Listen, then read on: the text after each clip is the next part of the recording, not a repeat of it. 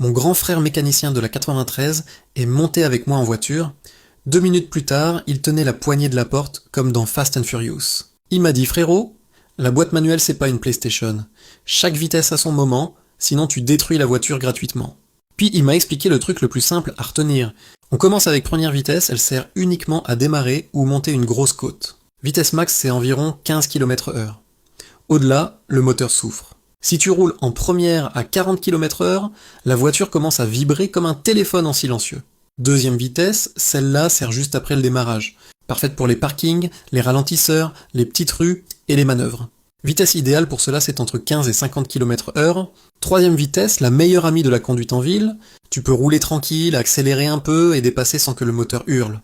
Vitesse idéale c'est entre 30 et 60 km/h. En vrai, c'est la vitesse que tout le monde utilise H24 dans les bouchons.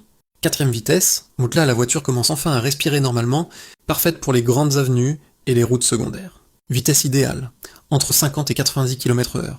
Le moteur tourne tranquillement et tu consommes moins. Cinquième vitesse, c'est uniquement sur l'autoroute. Au-dessus de 80 km/h, c'est là qu'elle devient utile.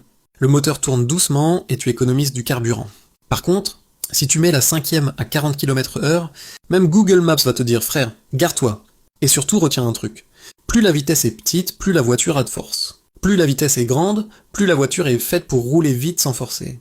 Après cette explication, mon grand frère m'a juste regardé et il a dit: maintenant, la boîte de vitesse, c'est plus un mélangeur à smoothie.